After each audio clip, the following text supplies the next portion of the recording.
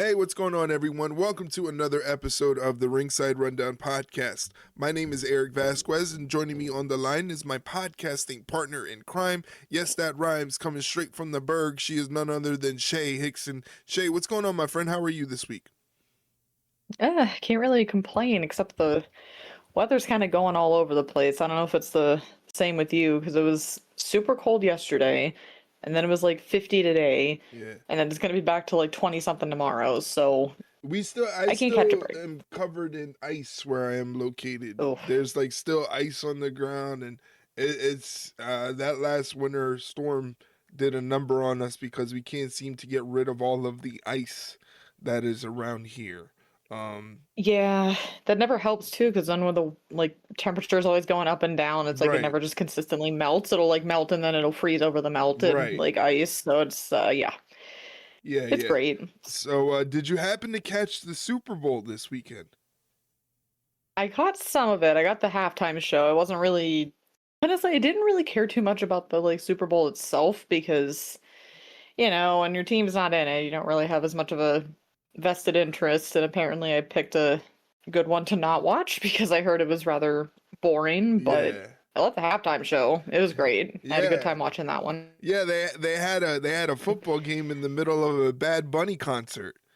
So Literally what it was though. But yeah, no, that was a great one.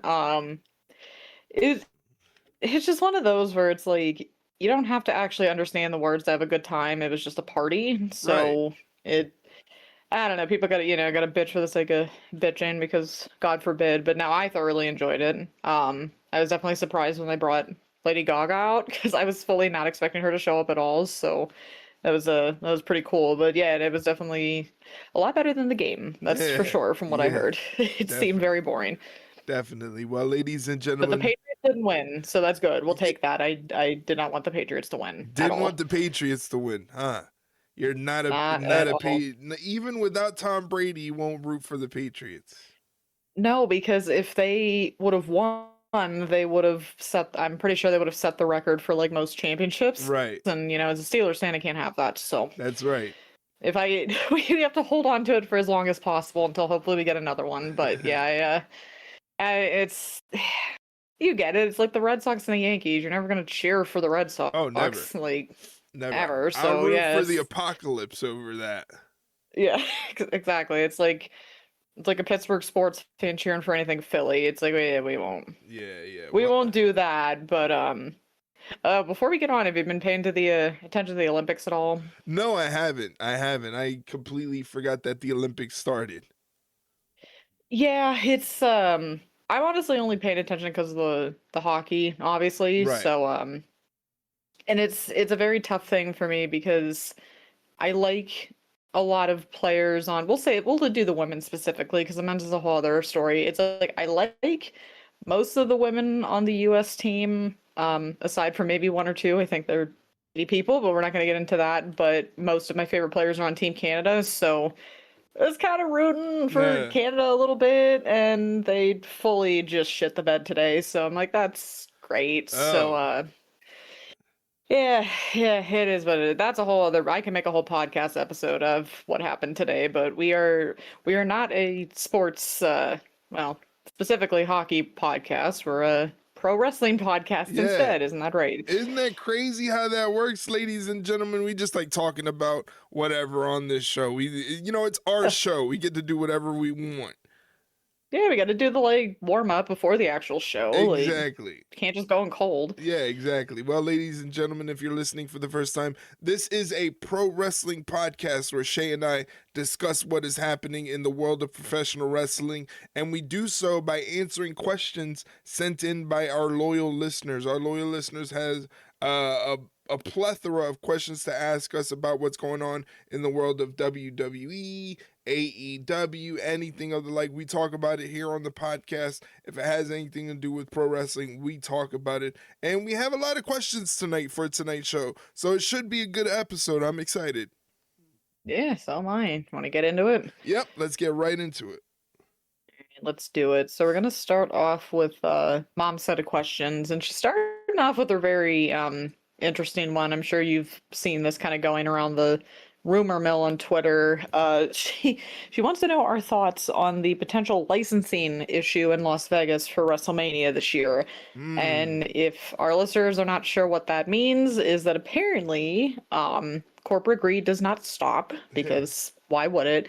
And apparently people or places, I guess, in Vegas have been told that, yeah, you know how you paid the licensing fee to probably air WrestleMania for like people that are actually, oh, I don't know, can't afford to go because not everyone can drop, I don't know, $5,000 on nosebleeds. They're like, yeah, you can pay the licensing fee. Can't really guarantee you're going to get it though. So that is, I'd like to say it's surprising, but it's Vegas. So that really does not surprise me at all, because yeah, they want that money everywhere they can get it. But I don't know how that's legal, to be completely honest, where it's like if you pay the licensing fee, you would think in a normal society you'd be able to pay the fee and get the thing you paid the money for, Right. but I guess you could just not do that. I guess you could just say, But no, go ahead. my question is, what is stopping these establishments from just showing the pay-per-view anyway if they purchased it? You know, because that's the main thing. A lot of like bars and restaurants in the area were planning on showing the show and having watch parties and things like that. And this whole issue puts a stop to that. But then again, like, are there gonna be people from like law enforcement? Spies. Yeah, like going into each establishment and making sure they're not showing WrestleMania? Like, I don't think that's gonna happen. So who's to stop a bar or something from purchasing the pay-per-view and broadcasting it to their patrons anyway?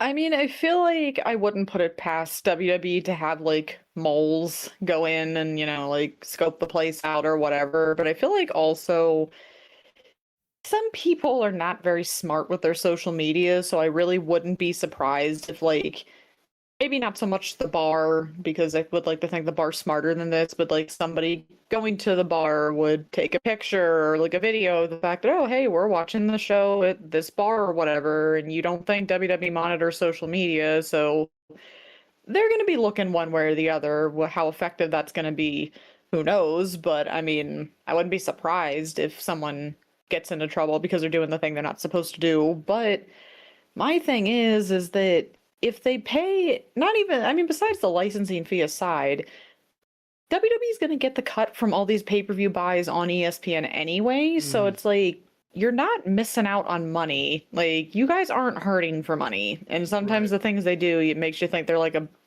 poor man's company or something, but you're going to get your money regardless. So why does it matter who can and can't watch it? Because there's going to be people who are going to pay, and then there's people who are not going to pay, and they're going to watch it anyway. It's like, you're never going to fully escape it one way or the other. So just let people buy or watch the fucking pay-per-view that people want to watch. I mean, it shouldn't be that hard. Yeah. Should it? It's just weird to me that they would be going after establishments and like, no, don't show our pay-per-view. Like, I mean, that's and it's Vegas too. Like, that's, know, you're saddling your revenue basically. You're not getting eyes on your product. You're trying to stifle eyes from watching your product by not, because again, like you said, not everybody can afford $5,000 nosebleed tickets to see the show and to see the show on a screen regardless, because a lot of people end up watching the show on the screen because they're so far away from the ring they can't see anything anyway. So yeah, I can agree I can attest to that, unfortunately, but so yeah. I was just gonna say it's just weird that they would go after potential eyes on the product like that.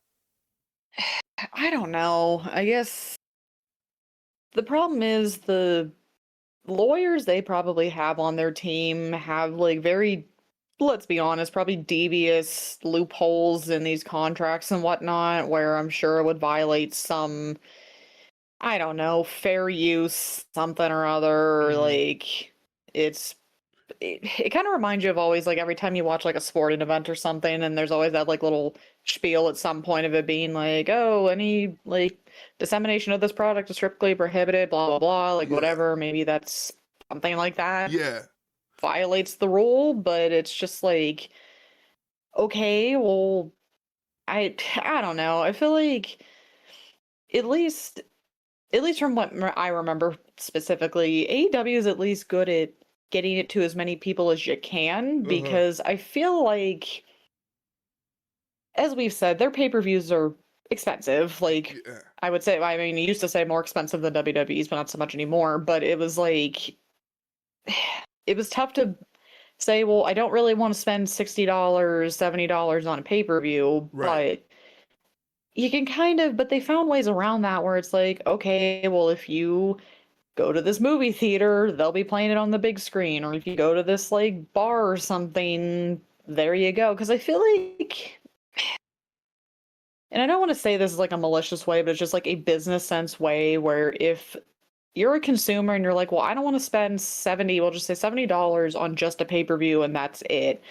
But if I go to a bar and I don't have to pay to watch it, but all I have to do is just spend money on food and drinks and whatever, I'm sure most people would say that's more of a better investment, I guess, than just buying the pay-per-view. Right. I would assume, but I don't know. There's like downsides to both because I feel like I've experienced it before where, oh, how many years ago? It was All Out. It was All Out 2019. So one of AEW's best pay-per-views so one of my still favorite AEW pay-per-views. And I wasn't living in Pittsburgh at the time, but we came up and we knew they were playing at one of the local movie theaters in Pittsburgh and we were staying the weekend. And so mom and I were like, yeah, let's just go see what it's like, because why the hell not? I mean, you're going to be surrounded by people, and sometimes you just want that camaraderie of like you're all screaming about the same thing, I Mhm. guess.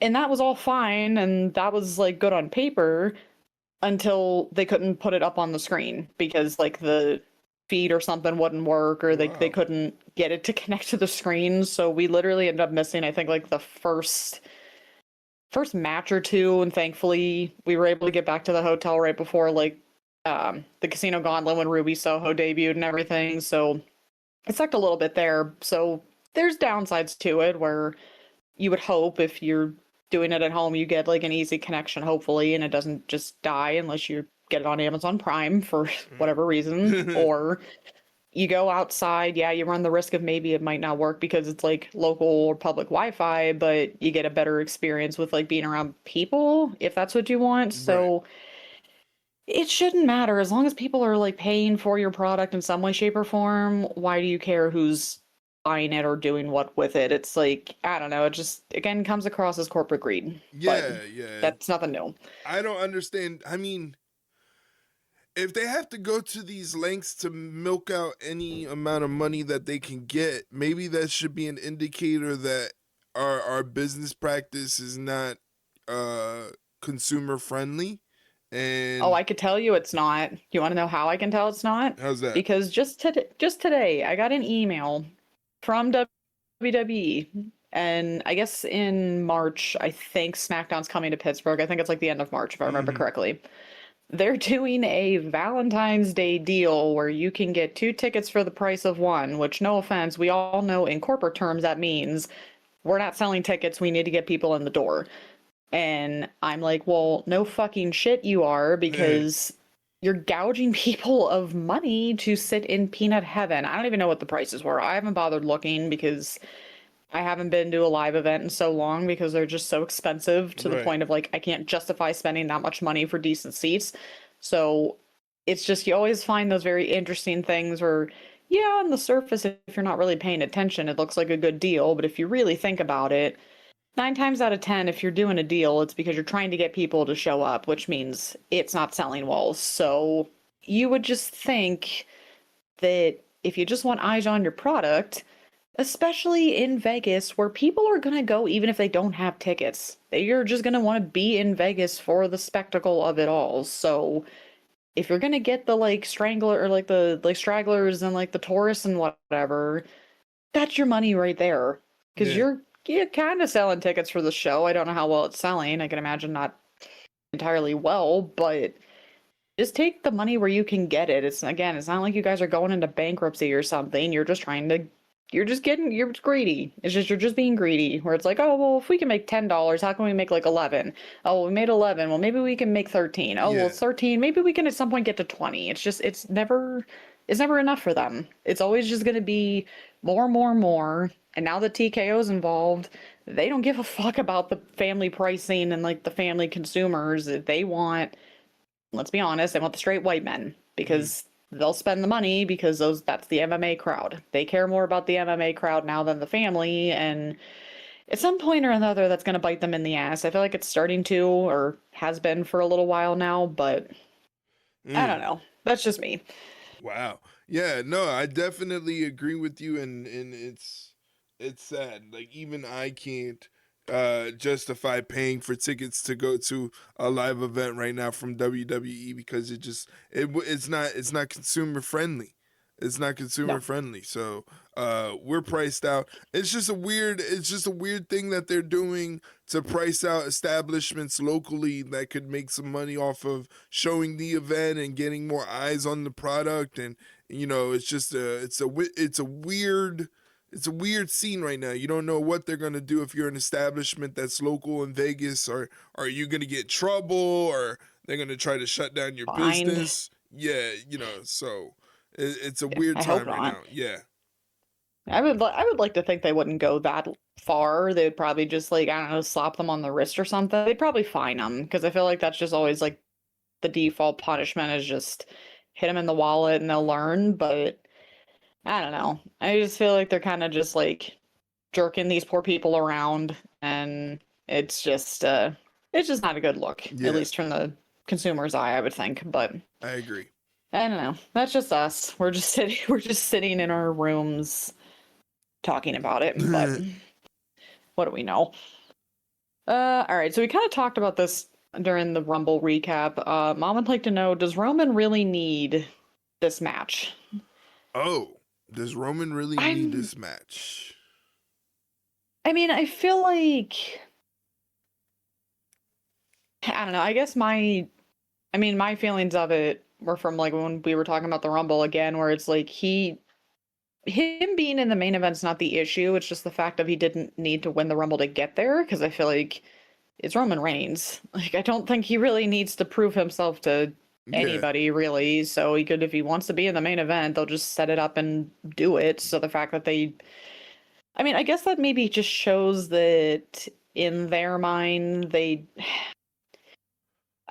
I'm starting to wonder, because I feel like we were talking about it, where he was in that interview and he was like, "Oh yeah, no, you really haven't come up with a lot of creative ways to make new stars lately," and blah blah blah. And I'm wondering if maybe inadvertently WWE did that and proved his point, because maybe they were looking at I don't know, we'll just imagine they have like a big like whiteboard with everybody's name on it, and they were looking at all the names that could win it, and they were all like, I don't really know if they're like in that like stratosphere yet or something. Mm-hmm. Well, if that's the case, then whose fault's that the only person you thought could believably win the Royal Rumble this year was Roman Reigns? That's not the talent's problem, in a way. Maybe it is, who knows, but on the outside looking in, it kind of looks like he was right, and you guys have not really done anything in the last year or two to make new stars. You're just resting on the laurels of these guys work all the time, so we'll just keep doing that. And you literally proved his point by having him, of all people, win the Rumbles. So I feel like not great. It's just does he need the match in general? I mean, sure. I'm not saying like, no, we got to keep him out of WrestleMania because he's Roman Reigns, blah blah blah. And it's like, no, it's not that. It's just we didn't need to take this path to get there, because it's just silly to me. But I don't know. I feel like you got to have, from, again, we always keep going back to this, unfortunately, the business standpoint, you need to have him on a WrestleMania card because he's one of your biggest stars. Right. It's just, it didn't need to do it that way, but I mean, we got it that way whether we liked it or not, and you kind of just deal with it. But so yeah, does he need the match? I think yes. It was just, we could have gone about it a different way, I think. I tend to believe that maybe CM Punk needed this match more than Roman Reigns.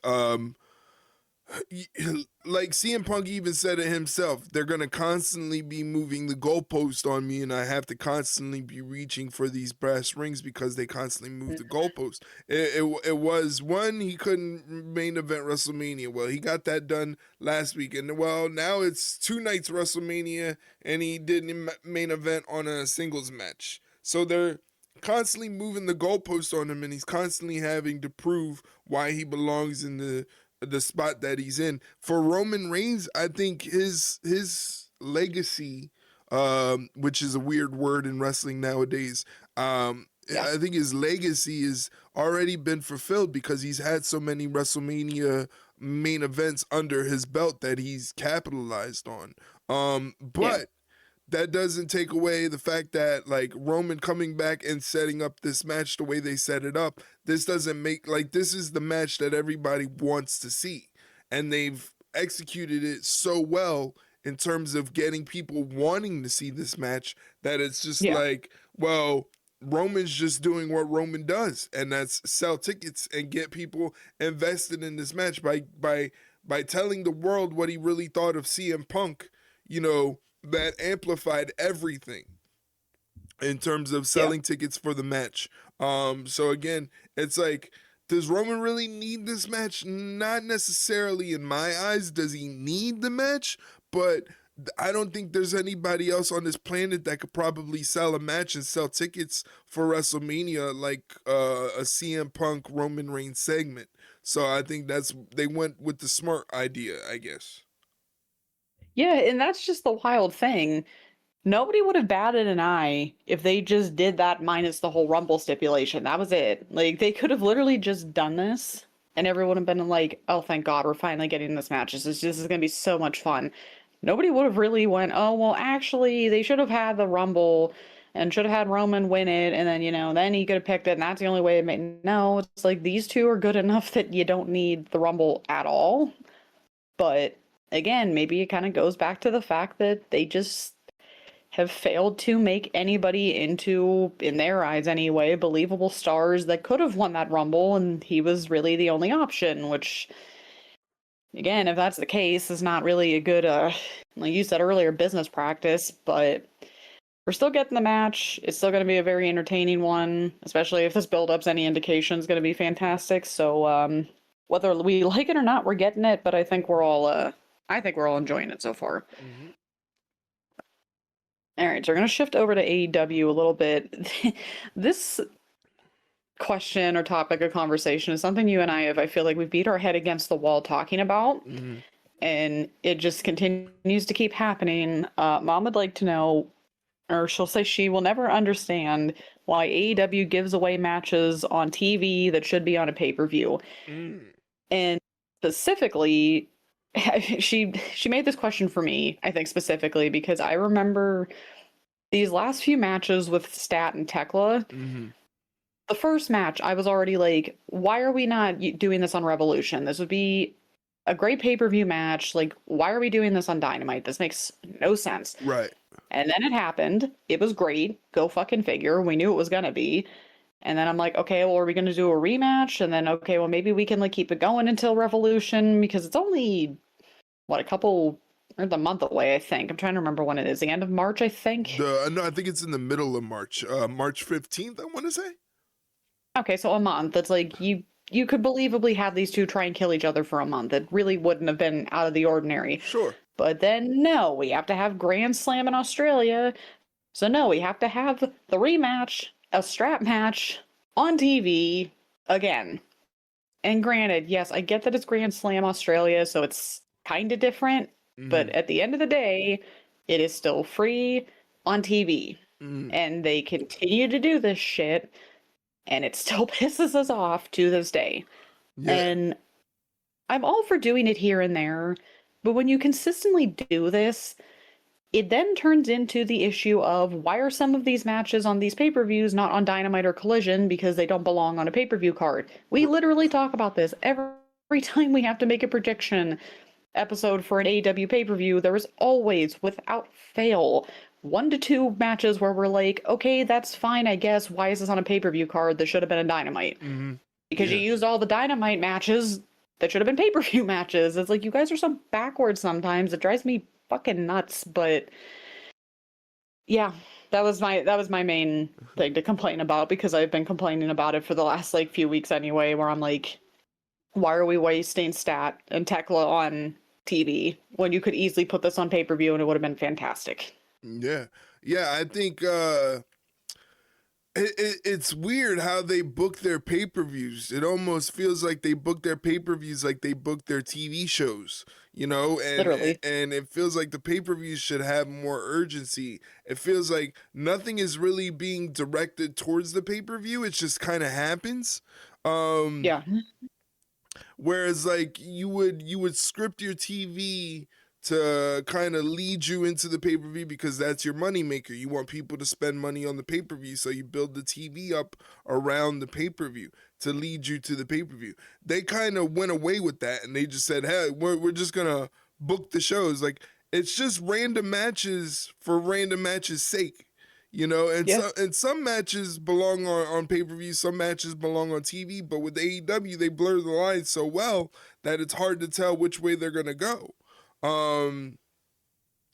You know, they have these world title eliminator matches, and I can't stand those matches.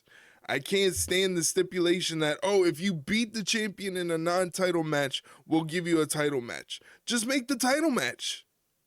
Yeah. Just make the title match. Who wants to watch a match and say, you know, oh, well, if they win, they get a championship match against the same person the next week or whatever. You know what I mean? Yeah. Just make the match. Yeah, it's good that you bring that up, because I guess I've always found that rather like confusing too, where it's just like, okay, so you two are gonna wrestle each other and the title's not gonna be on the line, but if the challenger wins, then the title will be on the line. It's like, okay, I don't know why we've fallen into that trap of we have to do that all the time, because because it kind of, I'm not gonna say ruin, but it telegraphs a lot. If you can pay attention to the storyline and have an idea of where it's going, you can pretty much tell how the match is going to go anyway. Like the match with Brody and MJF. Mm-hmm. We're like, well, he has to have a title match at Grand Slam Australia. So, okay, well, how's Brody going to end up winning? And then they did what they did. And it was funny, but I'm just like, okay, well, we all knew that was going to happen. So why did we have to do that? Like, it's just, I don't know. It's so silly to me. Whoever came up with that needs like smacked or something, because it's like, I don't know. I just find it rather dumb, because it's just like, last I checked, if you're the challenger, you wrestle your way to prove yourself to be at the front of the line, and then of course if it's a chicken shit heel champion, it'll be like, nope, you're still not worthy, blah blah blah, whatever, and then they do something, and then there's a title match. It's just like, why do you have to beat the champion to get another shot to beat the champion, except next time you take his title? Like, Yeah. I don't know. Yeah. It doesn't make sense. It doesn't make sense. And I don't necessarily know if we answer the question about pay-per-view matches. It just seems like matches in general are a hard thing for AEW to grasp. Like the concept of how to book the show properly just doesn't feel like, you know, matches for matches' sake. And that's something they have to get away from. Yeah, which as much as we'd like to think they're going to, they're clearly not, because we sometimes sound like a broken fucking record talking about their problems, because it's just the same shit over and over again. Right. But somehow they just keep shooting themselves in the foot with the same gun over and over again. But I don't know. Luckily, it wasn't really much of a question. It was just, she'll never understand why they do that, and guess what? We don't understand it either. Nope. Unfortunately. But speaking of Grand Slam, because we believe in subtle transitions over here, what match are we looking forward to the most at Grand Slam? I gotta say the hair versus hair match. Because I'm interested to see who's gonna end up winning that one, because I feel like it literally could go either way. Yeah. Yeah, that one for sure, I think. Well, I mean, of course, now I have to say Tekla and Stat, obviously, because I'm biased, because I love them both. But no, definitely more for the match sake. I'm more excited for Stat and Tekla, but for the like intrigue sake, I'll say the mixed tag, because I don't know, man. Like, I feel like either outcome could work in different ways. Mm-hmm. Like, Yuta, if they cut his hair, they'll be like, fucking finally, you should have cut his hair 10 years ago. So it's like, that's just going to be the butt of everybody's joke. And I mean, honestly, if Marina has to shave her head, I feel like she's just badass enough that it's not going to do anything to her. Right. It's probably going to make her look even more like mean and tough. So there's that. Tony, I feel like that would just be just more humor for her sake. So I feel like it wouldn't really deter her very much. Orange being bald, on the other hand, is just something I don't think I could ever really imagine.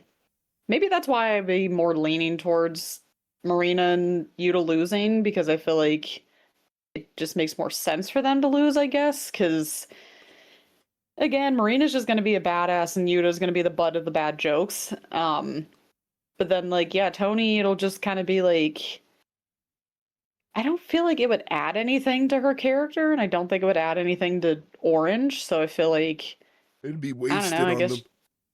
yeah, it just wouldn't really make as much sense because it's and even within Yuta and Marina, it would just be like two opposite like sides of the spectrum where he's the one that's going to get laughed at and people are like not going to laugh at Marina because she'll rip your arm off. So it's like you get both sides of it. So I feel like with Tony and Orange, I don't think there would be an element of that there. It would just kind of be like maybe business as usual, because I can't really think of like a scenario where if they both have to shave their heads, what that would lead to.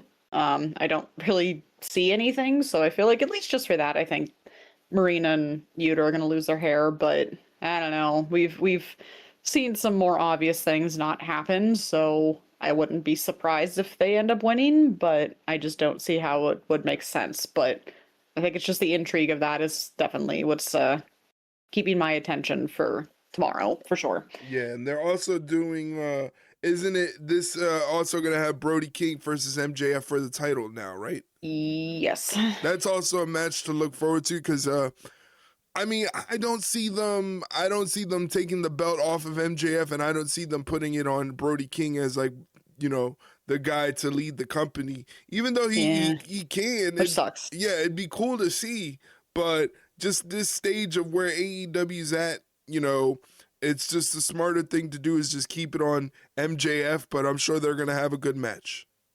Yeah, I think so. I mean, I feel like people are finally starting to come around to Brody and how pretty good he is in the ring. I mean, we've obviously known for however long, so I'm glad people can jump on the bandwagon. But I mean, he's holding his own in these segments. It's not like, oh, this is so just like out of left field. This is so like out of place. It doesn't make any sense. Why is he in there? It's like, no, he acts like he belongs in there because he does, and it works. Yeah. It just works for him. For sure. So yeah, we'll be excited to see how that goes. I'm sure we'll have plenty to talk about next week once that's all said and done. So everyone tune in, and then you have your questions, and then give them to us, and then we'll answer them. Exactly. Cycle keeps on going, see? There you go.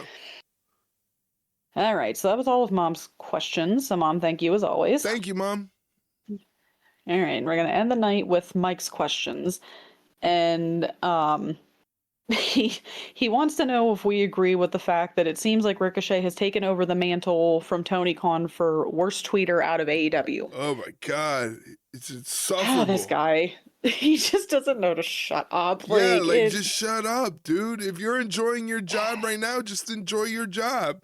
Go about your business. Why do you have to constantly be negative and make everything else like, and I don't want to make this seem like, oh, I'm, you know, riding for WWE because, you know, we all know they're a horrible company in their own right, but it's just the overall, like, it's just like this guy, you know, like that's the feeling you get anytime somebody tweets something and it's just like, here comes Ricochet.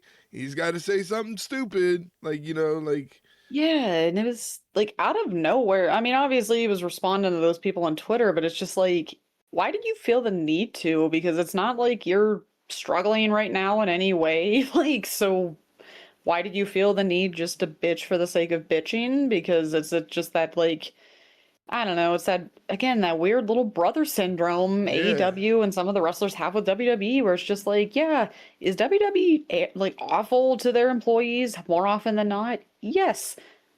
But it's like that's not some big, oh my God, this is such a huge revelation. He just really opened the door for it. It's like, no, we all know that. This is Right. like old news. So you just come across as a little like, oh, I don't know, jaded, a little like petty. Like, dude, you're doing good in AEW right now. Shut the fuck up. Like, it's just, I don't know. Maybe it's just that perpetual state of just negativity when it comes to social media sometimes, or it's like, I need to stop looking at this or I'm just gonna go into like self-misery and we don't need that, but it's just like, dude, come on. Yeah. Turn the phone off, go outside, do something. I don't know. Like it just comes across as dumb, just really dumb, but I don't know. I mean, maybe they're just a product of their environment, and if they see that their boss tweets some very questionable things sometimes too, they're like, "Hey, well, if boss can do it, so can I, right?" And it's stupid regardless. It doesn't matter whose Twitter account it's coming from. It's still dumb at the Yeah. end of the day. Yeah, it's just more so just annoying, you know, it's Yeah. just like, oh my God, let it go, guy. Okay, you're not the first person to have a bad experience at a job, you know, but Yeah. you moved on, you got a new job, everything is going great. They made you a champion to another belt. So like just run with it, dude. Be happy with that. Focus on that. Stop worrying about what WWE does all the time. You're not getting any eyes on AEW by chastising WWE on Twitter. It's just Literally. you're not helping your product out. It's not getting more eyes to AEW. It's just look at this guy. He's complaining and bitching again, and he's Yeah, bald. he's that's what makes it even worse. That's like Yeah, the worst part of it all is just he's bald. Yeah, it's just like, dude, come on. Just it's okay not to say things sometimes, guys. It really is. Like, I know that it's very hard nowadays, but sometimes it's easier just to. And I feel like I have this conversation with my friends all the time, and I'm sure you do with your friends and family too, but it's just like nowadays people just don't know enough to just mind their own business and they don't have to always say the quiet part out loud. They just right. Yeah, you can keep spout some off. thoughts to yourself. It's okay to keep some thoughts to yourself. You don't have Yeah. to you don't have to narrate every single thing that happens in life and be a part of that problem. You can keep some things to yourself and keep some opinions to yourself. I've said it before. Yeah. I have some shitty opinions about stuff, but I don't go purposely spouting them off because it just brings the mood down. There's a time and a place for everything. And I just feel Yeah. like Ricochet doesn't realize that there's a time and a place. Yeah. Yeah, you're right. We have negative opinions. We just have microphones and we can scream it into the voice. So it's Yeah. just like, that's how it works for us. But no, and just even outside of just wrestling in general, just sometimes it's like, yeah, we all have opinions of like, yeah, get a load of this fucking guy. Like, oh, well, or you're out in public and you're like, oh, I really just don't like this. I don't know. Like, I don't want to say tattoos because that's probably what people think about us, to be honest. But it's just like, I don't know. Like, I don't like this person's shirt or something. It's just like, okay, you have that fleeting thought of, I don't like this person's shirt. Okay, whatever. I'm not going to go up to them and say, hey, I really think your shirt sucks Yeah. for no reason other than like maybe it's pink. I hate pink. It's like, okay, well, I'm going to go up and say, I fucking hate your shirt because it's pink. It's just like, okay, well, I have a slight moment of disdain to myself and then I move on. Like that's it. But no, people just uh love to come up to you for the dumbest shit and yeah. It's just sometimes just keep the quiet thoughts in your head, guys. Yeah. Just it's okay to do it sometimes. It's just that's our advice for the day. I guess just sometimes just shut up. All right. Get off the soapbox. So we can get off the soapbox now for a little bit. All right, so back to WWE for a little bit. So apparently, maybe it's not even a rumor now. I don't think. I think it's actually like confirmed. Braun Breaker went in for a serious hernia surgery. So what are the odds, or what are the odds we give to see Seth and Braun at Mania? Mm. I don't know, dude. Because from what I heard, they don't have like a timetable for him to come back, which Yeah. never good this close to WrestleMania if they don't know when you're coming back. I mean, just ask Bianca Belair. It's not working out so well for her right now, but uh if it's tough because it's a little over 2 months away now, Right. so hernia surgery is nothing to mess around with. Like, you don't want to like rip that back open and, reopen the wound and whatever, Yeah. but also he's a freak of nature, so I don't really, maybe he heals like faster than most people. I mean, I wouldn't be surprised, but I don't know. I feel like, I guess it also depends on, I mean, if that match happens, it also depends on what Seth's doing too, because I mean, a lot of people are starting to think he's the masked guy after all, which, I mean, he could be. I'm not entirely sure, but I don't know, man. I just feel like I wouldn't want to rush that too Right. soon because, especially hernias, you don't want to mess with that because that could lead to way bigger complications down the line. Yeah. So I would say the odds are there, but they're slim. At least I think they are. And not only that, how do you build up the match? If you want to have the match, say, let's go ahead and have the match in case he's ready to be back. How do you build the match up in case and they can't get physical? I mean, this is WrestleMania. Yeah. This is not some Yeah. run-of-the-mill PLE. This is WrestleMania, and they can't get physical yet.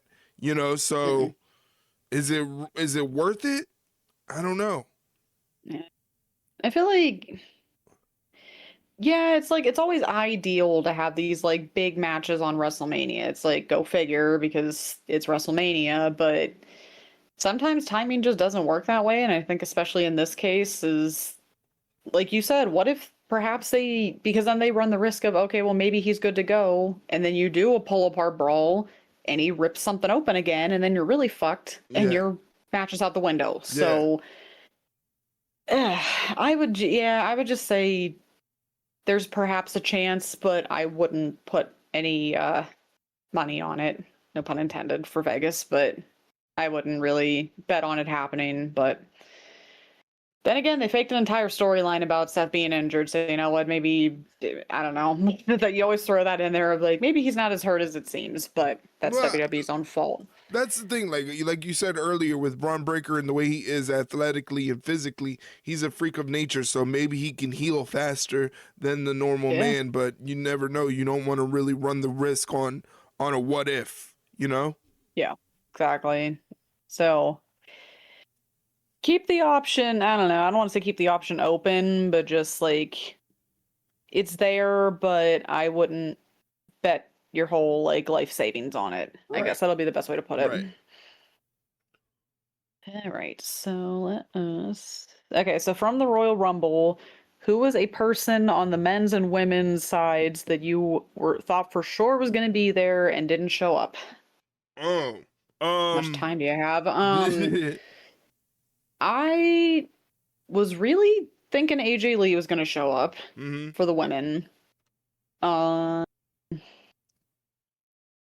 For the men, I was surprised Aleister Black didn't show up, so I'm not sure what was up with that, but those are the two that stood out to me. I feel like outside I don't know, I guess like surprise-wise, I think a lot of us were hoping Saraya was going to show up, and that didn't happen either, so yeah, I think those would be the ones where I'm like, damn it, I really thought they were going to show up, and no, we got Tiffany Stratton instead.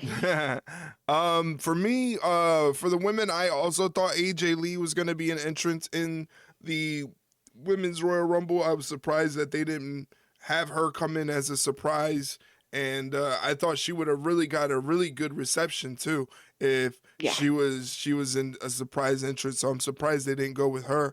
For the men, I was really mad that they couldn't figure out a way to capitalize on this Finn Balor storyline and keeping Finn Balor out of the Royal Rumble. I think, when you got guys like Mr. Iguana and La Parka in there and you go, well, we don't have room for Finn Balor. You look at it, you go, what? That doesn't make any sense.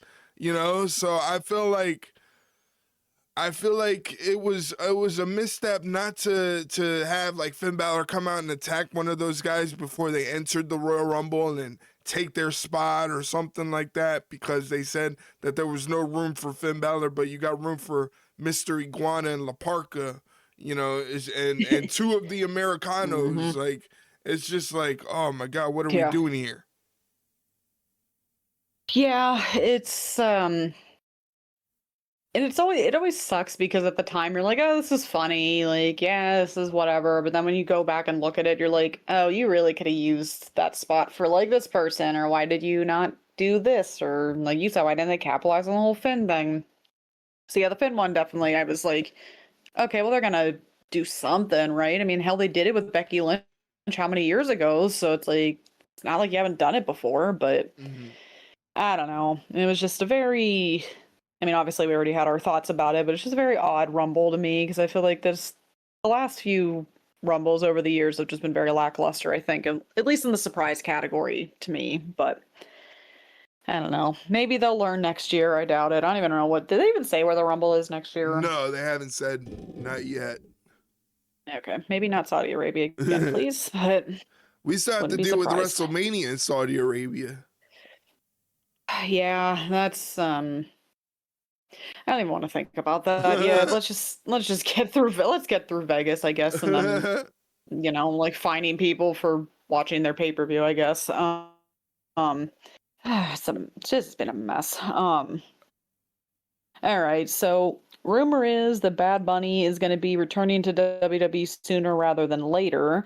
Who would we like to see him tangle with, based on what Jake Paul had to say about Bad Bunny performing at the Super Bowl? Because of course, again, remember those, hey, everybody doesn't have to have an opinion. That was a perfect example of that one. But Mike said he'd be okay with Fed making Logan do the job for as punishment, pretty much, for his brother's insistence on opening his mouth at all times. So I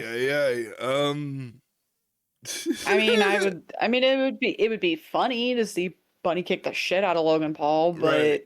I also am like, I just don't want to see Logan Paul in general. So it's just like, maybe if we just forget he exists, that would be great. But I don't know. I feel like maybe they can do something with Damian again, because I feel like they've been kind of stuck with him for a little bit. So I mean, and it helped with his career the first time around when Bad Bunny came in. It really helped reinvigorate him within WWE. So maybe they can do that again, or do it with somebody else. I mean, from a publicity standpoint, it would be kind of funny, though. I mean, we know Mike likes the chaos, so I feel like he would want to see him go against Logan Paul, and I guess just for the sake of hopefully him losing, that would be great. But can't guarantee that. Yeah. But I wouldn't mind. Yeah. I wouldn't mind Logan Paul. I think it makes a lot of sense to have the match against Bad Bunny, two quote unquote celebrity wrestlers, going at it. I think it would make a lot of sense, and I think Logan Paul is good enough as a bad guy that he could build up the match, and you don't necessarily need Bad Bunny there every week. But I do think if they plan on doing something with Bad Bunny, might as well strike while the iron's hot, because he definitely, coming off this Super Bowl, he is one of the hottest artists, if not the hottest artist in the world.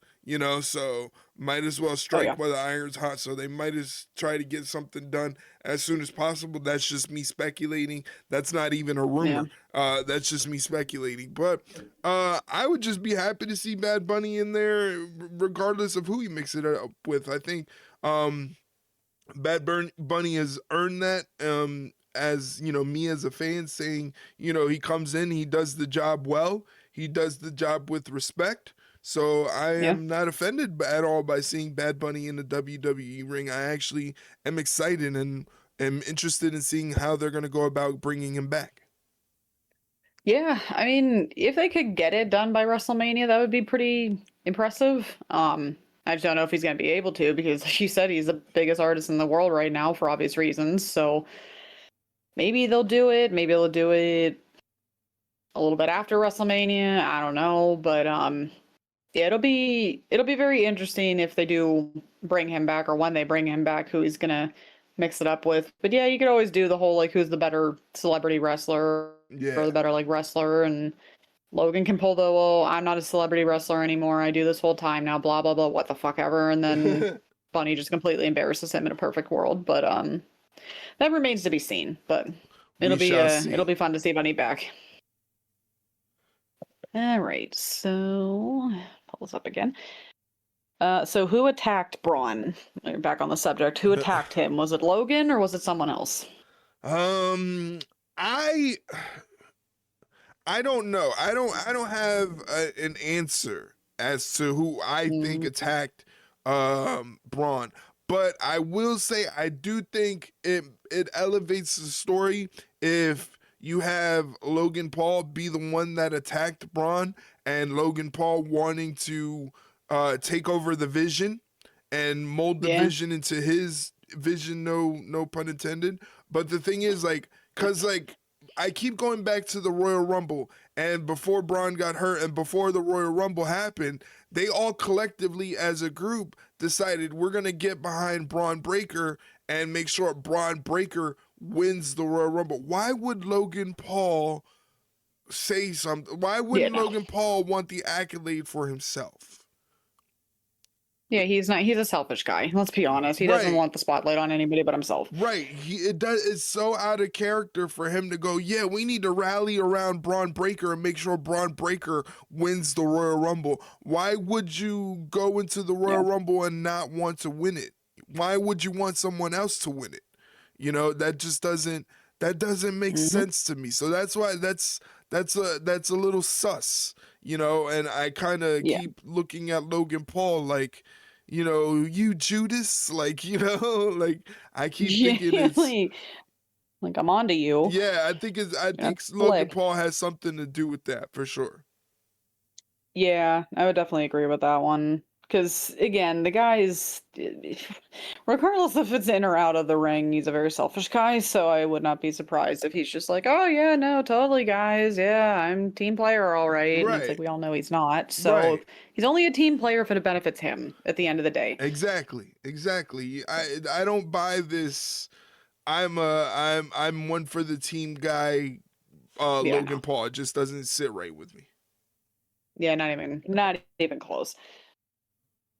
All right, so believe it or not, we're ready to the last question of the night. So, oh Jesus, this is a loaded question. This is why I saved it for last. Who is in no man's land, essentially, or no person's land, in terms of booking in both AEW and WWE, both the men and the women's divisions? That's So, who's tough. stuck in creative purgatory, essentially? I think is the best way to put it. Ugh.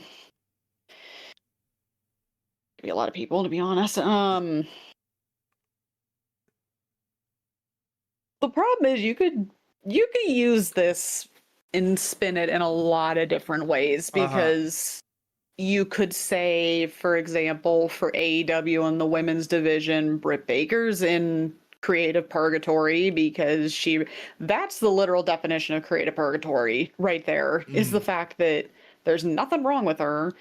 Tony's just, and I don't know if you've been like catching on to this, but don't you find it interesting that every time he talks about Brit, it's the same fucking answer every 3 months? Literally the same fucking answer of, we really appreciate Brit and she's still a member of the AEW family and she'll be back sooner rather than later. We just don't know when that is, or we're just waiting for the right time.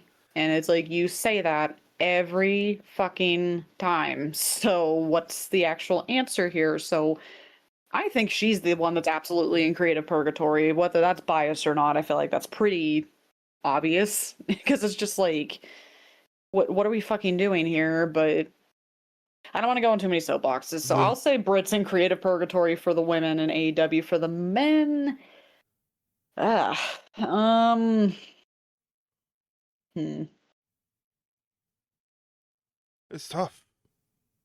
Yeah, it's a tough one. I feel like,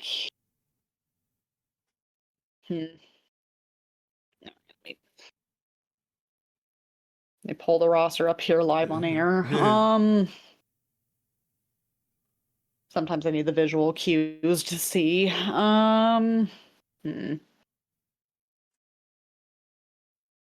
it's always tough too because I feel like that also comes down to personal preference of like you could say someone's in creative purgatory and someone's just like no they belong in catering, but hmm.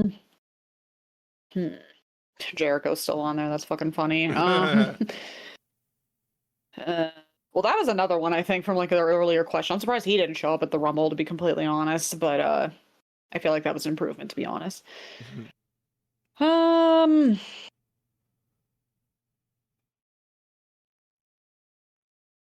you know what? I'm just gonna say, and I feel bad because I feel like we dog on him quite a bit sometimes, but I feel like Daniel Garcia, but I don't really know what the answer to fix him is because I feel like I don't know. I feel like it's kind of just like too far gone with him, at least in AEW, because I feel like no matter what they do with him, it just fizzles out like super quick.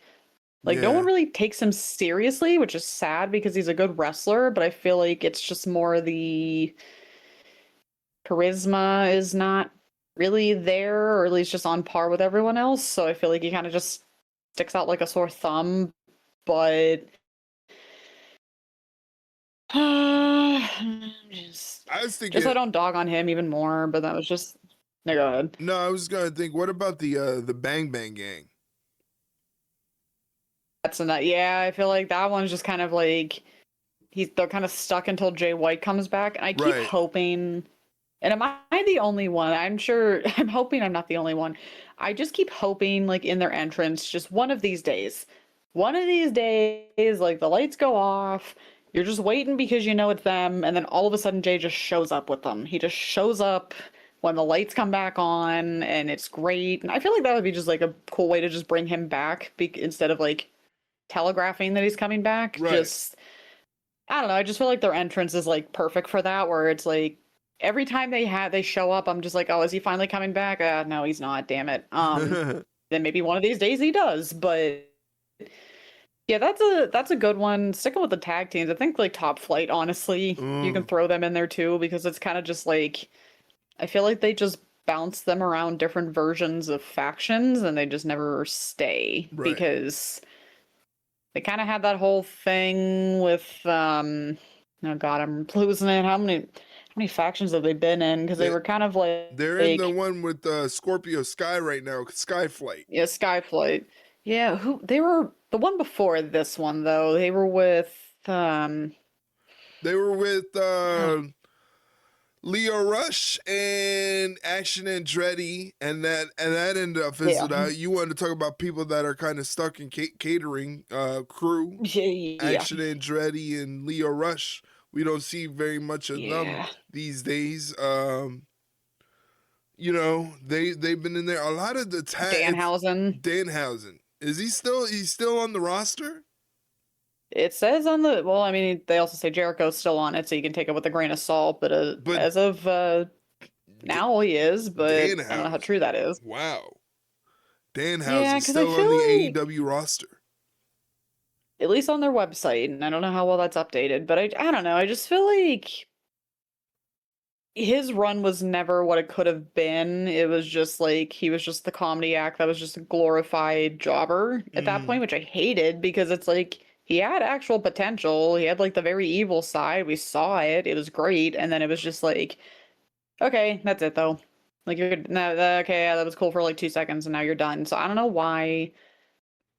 I don't know. He was the hottest free agent when Tony got him, and then it kind of reminded me a little bit of the whole like Malachi Black thing where it's like you got the hot free agent, everyone was excited, it was working for a little bit, but then all of a sudden you're like, oh, I don't really know what to do with you now, and it's just like, how do you not know what to do with any of them? But that's a conversation for another day. You know, what's funny is we did find quite a few where it's just like, you know, what's funny is that we didn't mention anybody from WWE that could be in creative purgatory. Oh yeah, I guess we do have to actually do. All right, hold on, let me pull them up too. Yeah, because that was part of the question. I don't want Mike yelling at us, so let's be thorough. So let's see. I mean, I have a hot take one, but I mean, I feel like it's pretty warranted. I feel like Jade Cargill's definitely in creative purgatory because I don't know what the fuck to do with her now. I think that's a good answer. You know, she's already made it 100 days as champion, no title defenses. 100 days as champion, no title defense. She has a title defense coming up. She had one against who? Michin, I believe. Really? I think she. All right, hold on. We're doing live research here. I'm pretty sure she hasn't had one title defense. I think Jordan Grace is her first one coming up this Friday. The fact that we are arguing over whether or not she's had one and she's been the champion for 100 days pretty much proves our point here. Oh, for sure. Let's see.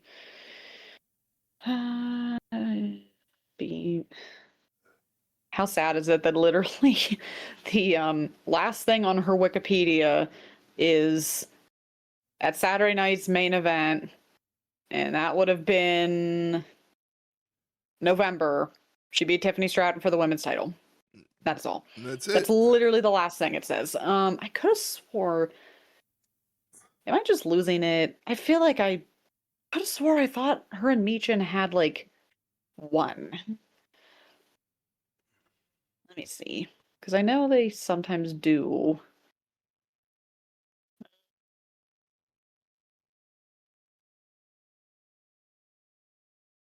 Jake Cargill, yeah.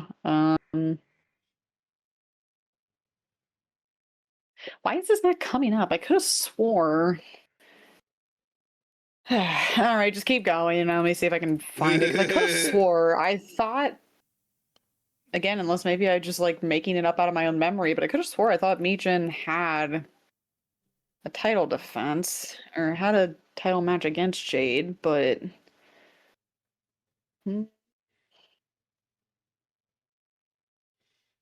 Let's see here.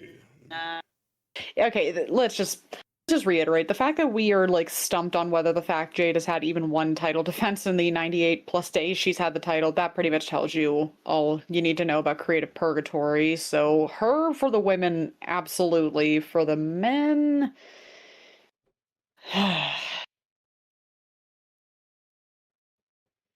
you almost hate it. You want to say Damien, but it's kind of the truth. Damien, yeah, for sure.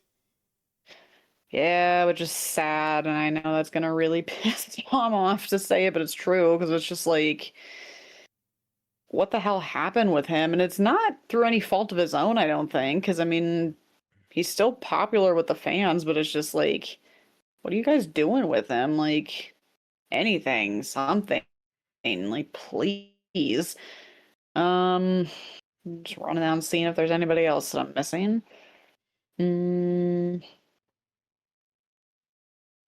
I don't really want to say Finn yet because it depends on what they're going to do with him. But well, I wouldn't say Finn because he has a title match at the Elimination Chamber against CM Punk, so they finally figured out something different. I don't think Finn's gonna win, but no, it'd be nice though, but it's not going to happen. At least kind of throw the whole WrestleMania thing upside down. But yeah, not really. Yeah, I hate to say it. I think definitely. Damien's unfortunately the answer on that one, I believe, but you know, it's just how creative works sometimes, and it's very annoying, but yeah, because I'm not really seeing anybody else where I'm just like, oh yeah, what the hell's going on with them? Because again, it's a very weird thing between what's going on with them and, oh, they're just perpetually stuck in catering. There's a difference there, but right. Yeah, I feel like, I think Damien's really the only one I can think of. I think. I mean, you could kind of say The Miz because it's like, where the hell's he and what's he been doing? But I mean, The Miz. And oh, The Miz.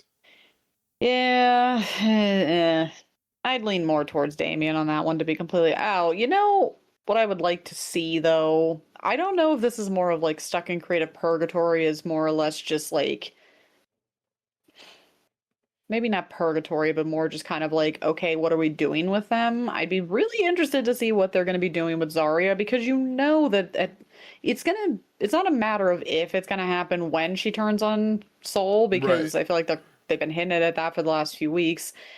What are they going to do with her? Because I feel like they kind of played the whole, okay, well, Soul's really the star out of the two of them, and she's just kind of like taking a back seat or whatever, and it's just like, okay, well, I'd like to see what she can do on her own, but I also want them to actually put some effort into it, because she's good.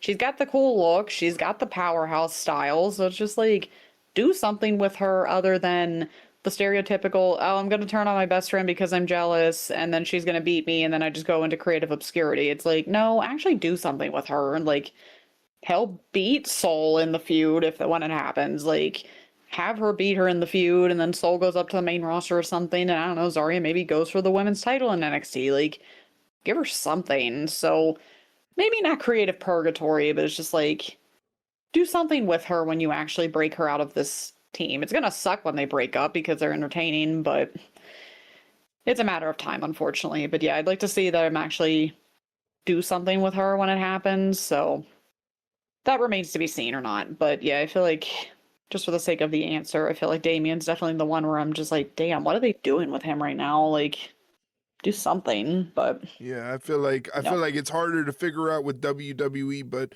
I feel like Damien is a good choice to answer the question. As a former world champion, it's like, what are they doing with him? You know, Yeah. It's a shame. I hate it because he's good. We've seen it. It's like it's not like it was a fluke. I mean, some people seem to think it's a fluke, but those are just those idiots on Twitter that have nothing better to talk about. But yeah, I'd like to see them do more, but we'll see if that actually is the case at one point or another. But yeah, I think that one was the well, and it was weird though because there were easy answers for both and hard questions for both. Like it was just rather interesting that the easy question or the easy answer for WWE for the women was Jade, but it's just because I think it's the most glaring of like what are you doing with her? yeah, Like are you just now admitting the fact that she shouldn't have I mean again, I still stand by the fact she shouldn't have won the title so soon or I feel like they booked themselves into a corner with that because she wasn't ready and it's kind of hard not to see that that might be the case because if she was so ready and oh my god, you're going to plaster her on everything and all the billboards and you were going to strap her to a rocket and shoot her into the sun, what are you doing? yeah, Like, and that's why the wouldn't you thing. be doing that? That's the thing. I think she's ready. I think like nothing Jade has done in the ring has been terribly offensive to where you're like, oh, No. she's not ready to be in the position that she's in. I think she's ready. I think she's good. I mean, I don't work there. I'm not an expert like the coaches there, but I want to know what they see that she's lacking that they're so afraid to put her on TV and do something with her. It might be the whole because I think the biggest problem we had with her was not so much the technical ability, it was more the fact of like she can't call a match. I feel like I think that was like the biggest problem we had with her and Tiffany, where it was just like Tiffany was kind of out of her element, and you couldn't really rely on Jade to kind of, go step by step call the match. So I feel like that was just a recipe for disaster with the two of them anyway. But maybe it's just, I don't know. Like you said, we're not flies on the wall at WWE. We don't know what the issue is because it's definitely not the look. But that's the thing. It's never been the look. The look Right. was never the issue. It was everything else, whether it was AEW or now. So it's like what are we doing? Because it's like you can't. She's not hurt, not that we know of, but it's just like what what's going on? It's just very weird to me. I feel like I don't know. I feel like the last like her reign and Tiffany's reign has just been kind of odd, Right. and I think through different reasons. I think with just I don't know what they were doing with Tiffany. Maybe Tiffany wasn't ready, but I don't know. It was just like every other month she was defending the title against Nia Jax, and it was just like getting so stale that it was just like, oh, this was maybe a mistake. But then again, you just go with the whole thing with Jade, and then it's just another big what the hell are we doing? But I don't know. Maybe she'll defend the title at WrestleMania. Maybe she won't. But yeah, it makes you scratch your head because it's just like I don't seem to know what the problem is, and clearly they don't seem to know what the problem is either. But I don't know. Yeah. Yeah, definitely a perplexing aspect of WWE is definitely Jade Cargill and the women's championship for sure. Yeah, it's yeah, it's just a mess. That's just what Yeah, it is, just a big mess. All right, so that is all the questions. We did it. we are We did the done, thing. ladies and gentlemen. Okay, good night. See you later. All right, bye. Click. Nah, but thank you guys for participating in the episode and sending in your questions. We greatly appreciate it. We thank you because without you, we really wouldn't have a show. So thank you for taking the time out of your day to ask us questions and be a part of the show. We greatly appreciate it.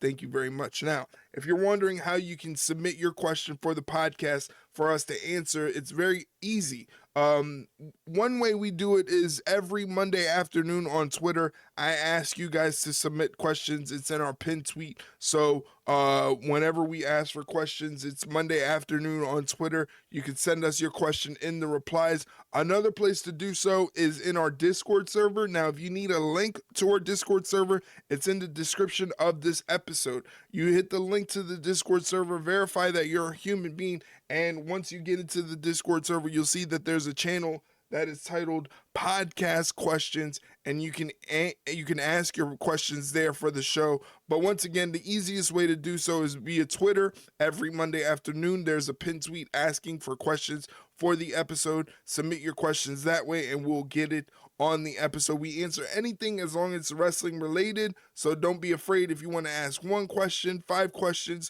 it doesn't matter. We'll answer them all. More questions the better, because it lends to a better episode. So thank you guys once again for participating. For those of you that are wondering where to catch this podcast, it's available on all podcast platforms, places like Spotify, Apple, iHeartRadio, Amazon Music, Audible. Basically, wherever you listen to podcasts, you can find this podcast. All you have to do is search Ringside Rundown and hit the follow or subscribe button, whatever the platform asks of you. If there's a particular platform that you do not use, but you still want to check out the episode, there are full episodes on our YouTube channel. If you go to youtube.com/@ringsiderunpod, you can find full episodes of the podcast available there as well, so you don't have to worry about downloading an app or anything like that. It's already there on YouTube.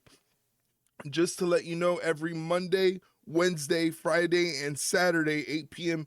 Eastern Standard Time, I am online doing live watch-alongs for all WWE and AEW programming. So if you want to join the party and come in our little community and meet other wrestling fans and have fun during the shows, so you don't have to sit there and watch them all by yourself, you can head over to our Twitch channel, twitch.tv/ringside rundown. Again, that's twitch.tv/ringside rundown. Shay, where can they get in touch with you?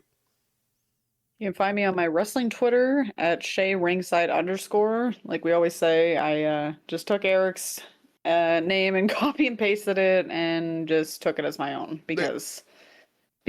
Yeah, there you go. Well, make sure you give Shay a follow. She's a great follow on Twitter for wrestling content. So make sure you give her a follow and make sure you spread the word about the Ringside Rundown. Let everybody know, let all your wrestling fans know that there's a podcast out there for other wrestling fans where they can be a part of the show and get their voices out there for wrestling content. So thank you guys once again for listening to this episode. We appreciate it. For Shay Hickson, my name is Erik Vasquez, and we'll catch you on the next one, guys. Take care. See you later, guys.